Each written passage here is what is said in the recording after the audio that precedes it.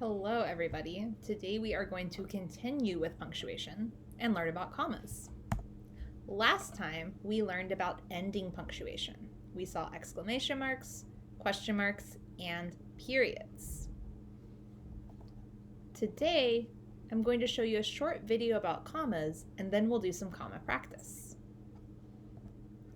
Hello, grammarians. Today, Paige and I are going to teach you all about your new best friend, the comma.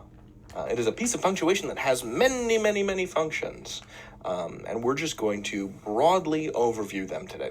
The comma is an extremely powerful piece of punctuation. It can do a whole bunch of stuff. So, Paige, what is the most pertinent or important thing that the comma does?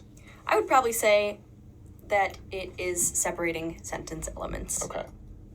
So that's its broad superpower. Exactly. But it can also, lots of stuff falls under that. Mm-hmm. Okay. So it's it has laser vision, but it can not only use that laser vision to boil water, but it can also cut through steel. Exactly. So this is a superhero punctuation mark. Make that into a C for comma. So how is the comma going to save the day today? How's it going to make our sentences make sense? What are some of the things that it separates? So it can separate elements of lists. Mm-hmm.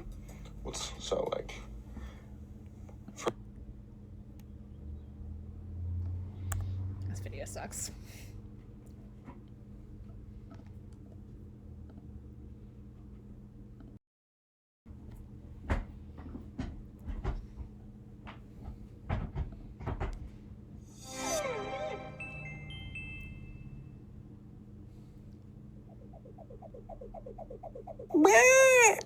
Here we have the comma bird.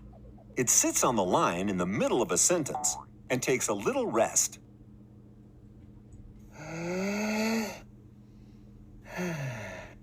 So, when do you use a comma bird?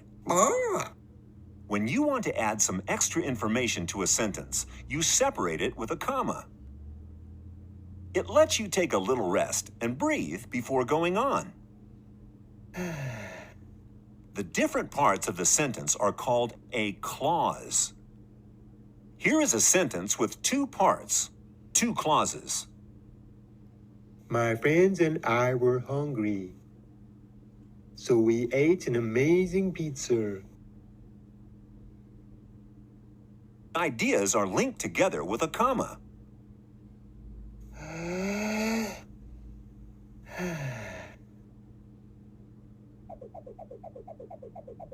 Comma birds are also used to list things. The pizza had cheese, olives, pepperoni, ham, and pineapple. But too many comma birds will be too heavy on the line. Never use a comma when you can use a period.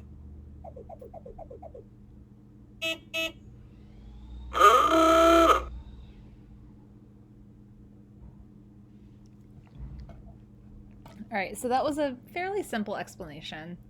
Basically, you use a comma where you will breathe if you're reading the sentence out loud. So in our homework today, we're going to think about where to use commas in sentences. I would really recommend you read these out loud and notice where you naturally pause to put a comma. So for instance, the first one, Mrs. Ruiz was a kind, friendly lady. You notice I paused right here between kind and friendly. It would sound weird if I said, Mrs. Ruiz was a kind, friendly lady. Right? It doesn't sound right because we're separating those two important things by breathing in between them. So you would write your comma right here. Also, keep an eye out for lists and dates. For example, at this date, December 7th, 1941, you notice I paused before I said the year. I should put a comma right here where I paused. Here's a tip. One of these sentences does not need a comma at all. Some may need more than one comma, especially the sentences with a list in them. Ready? let's get started.